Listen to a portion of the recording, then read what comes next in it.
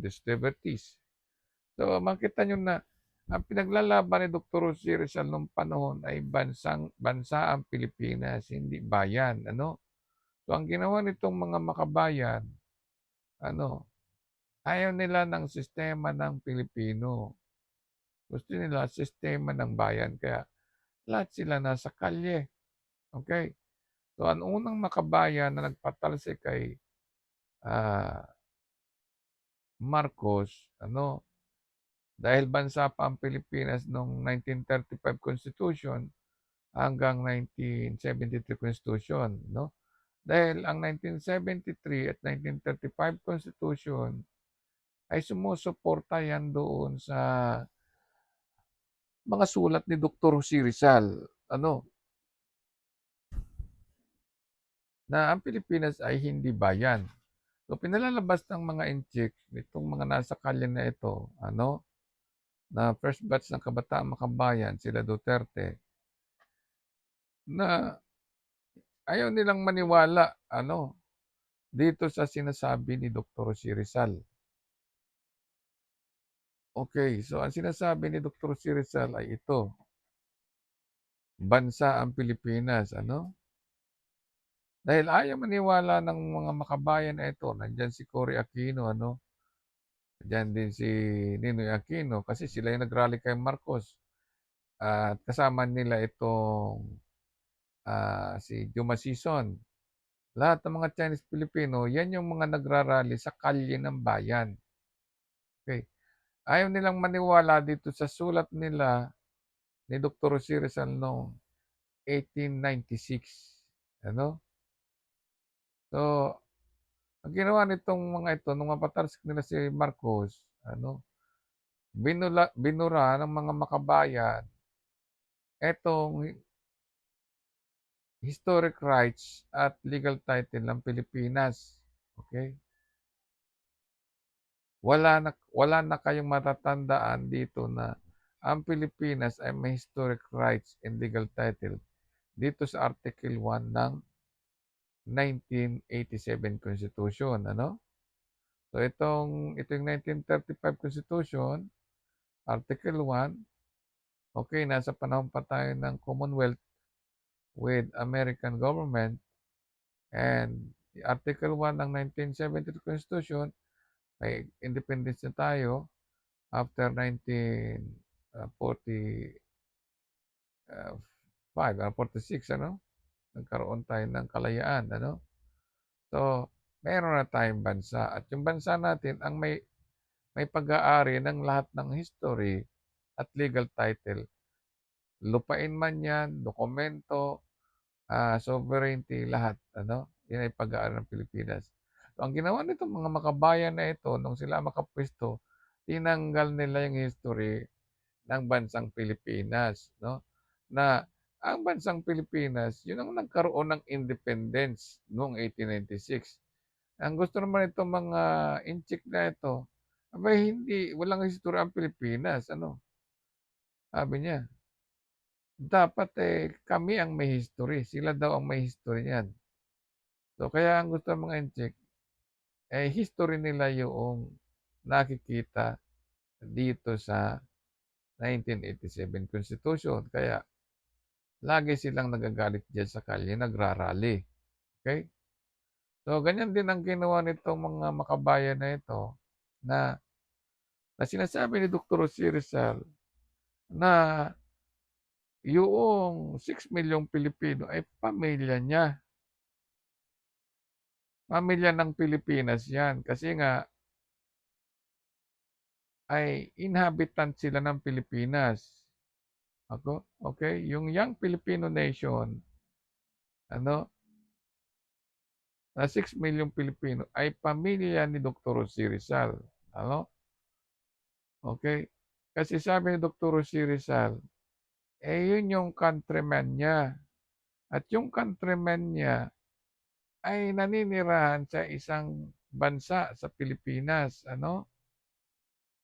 So, saan nakakita na itong mga ito, naninirahan sila sa bayan, ano? Kasi ayaw nilang tanggapin ang Pilipinas. Meron bang bayan na nakatira sa Pilipinas? Okay, gawin nating pula itong mga taga-bayan, ano.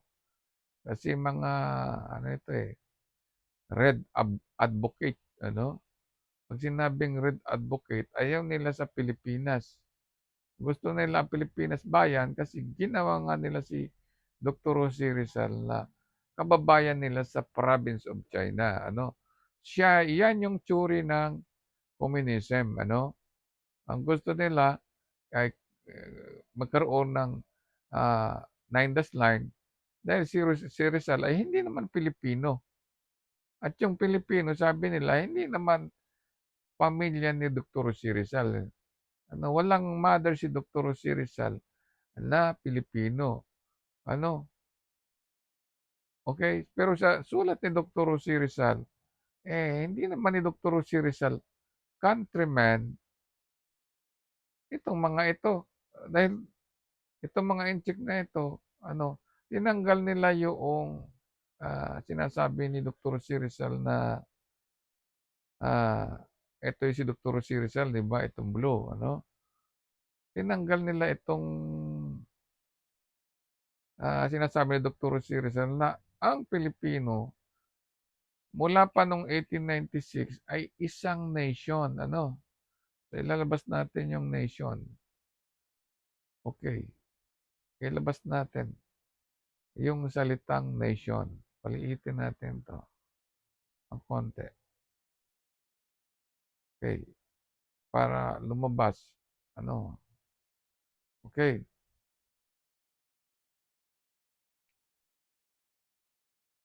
I-arrange natin. Okay. So, ito, yung sinasabi ni Dr. Jose Rizal, ano? Okay. Yung isang block na ito, okay, ang nagsasabi na si Dr. Jose Rizal ay mayroong bansa. Okay? At hindi totoong galing kay King Philip yung bansa nila. Dahil yun nga yung pinagtatanggol nila, ano, nila Dr. Jose Rizal. Okay?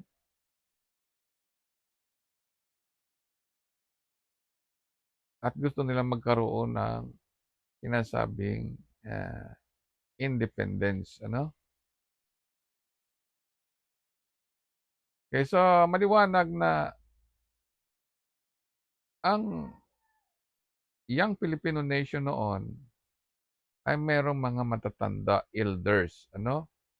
Kaya yung Pilipino, hindi mo pwedeng sabihin na language of Austronesian dahil meron silang nagmula sila sa mga matatanda. Ang ibig sabihin na may elder sila, ipinanganak sila ng dugo at laman. Okay? Hindi sila galing sa language of Austronesian or language of Malaysia o Malay. Kaya hindi rin totoo na merong Malaysia Irredenta. Dahil ang Pilipino, sabi, si Dr. Si Rizal na nagsusulat niya na, hindi na ako. Ano? Yung mga Pilipino ay ipinanganak, ano, mula sa mga matatanda, ano, sa mga ninuno nila. At yung mga ninuno nila, dahil nagkaanak sila ng Young Filipino Nation, yung Pilipino, naging isang nation. Ang ibig sabihin niyang naging isang nation, naging inhabitant sila ng Luzon, Visayas at Mindanao. Ano? Yun ang ibig sabihin ng nation. Okay, so yan yung sinasabi ni Dr. Si Rizal ng isang nation ay hindi Austronesian or Malaysian language or Malay language. Ano yun ay people. Pag sinabing people, nakakapagsalita, nakakapaglakad, may sariling wika, may sariling salita. Ano? So, okay. So, yung sinasabing nation, ano, ay inhabitant of the Philippines At 'yan yung 6 milyong Pilipino na tinawag ni Dr. Jose Rizal na young nation, na siya-niyang pamilya, okey? Nandoon kasi yung mother niya sa loob ng 6 milyon kasi inhabitant siya ng Pilipinas, okey? So, hindi nila Dr. Jose Rizal kinolonize yoong, bansa nila dahil talagang nakatira sila ano, okey? So, hindi puwede na itong mga kabataan makabayan ano, lahat ng vice president, president mula nung 1898 na ni-record nila ay puro peke ano, kasi ang gusto nilang mangyari ay baguhin nga itong 1987 Constitution at gawin nila na history ng bayan ano. Kaya makita mo dito ay ano, wala ng wala na, dinelete nila yung ang Pilipino ay isang nation ano. Kasi kinumbert na nila na galing sila sa language ng Austronesian ano. So yung bayan, kinumbert nila na ang Pilipino ay hindi tao, galing sa Austronesian language ano. So si Cory Aquino ang author niyan. Si Dr. Jose Rizal naman, sinasabi nila na hindi sila galing sa isang, ah, sa Austronesian language ng Taiwan ano. Talagang sinabi nila na merong elders sila, okey? So yung generations ng elders nila ano, nila Dr. Jose Rizal ano, okey? Yung generations nila ay yoong sinasabing Young Filipino Nation, yung 16 million ano. Maliwanag na pinapaliwanag ni Dr. Jose Rizal na hindi siya nagkaroon ng mga kamag-anak sa province of China, sa bayan ng ancestors of Fujian Province ano, okey? So hindi countryman ni Dr. Jose Rizal ang bayang Magiliw, ng province of ancestry of China. Kasi karamihan na itong mga nasa listahang ito ng Wikipedia sa list of Chinese Filipino, na naging rulers ng Pilipinas, ang kanilang mga magulang date back from, Spanish na sila ay apo ng Gobernadorcillo, ah, nagsisilbi sila sa Gobernadorcillo ano, ay minodify nila yung, sinasabi ni Dr. Jose Rizal na, meron si Dr. Jose Rizal na countrymen ano, gano'n 'yan. So pinalitan nila ito, itong ating ano, yung sinasabi ni Dr. Jose Rizal na bansa niya ano, ay pinalitan ano, ginawa nila na kababayan ano. So para mabura yung ano, yung Pilipino bilang nationality ano, tinanggalan nila ang 1973 Constitution ng salitang nation. Kasi ang salitang nation ay napakahalaga ano. 'Pag sinabing nation, meron niyang elders, okey? At yung elders na yun, merong tinatawag na generation, no?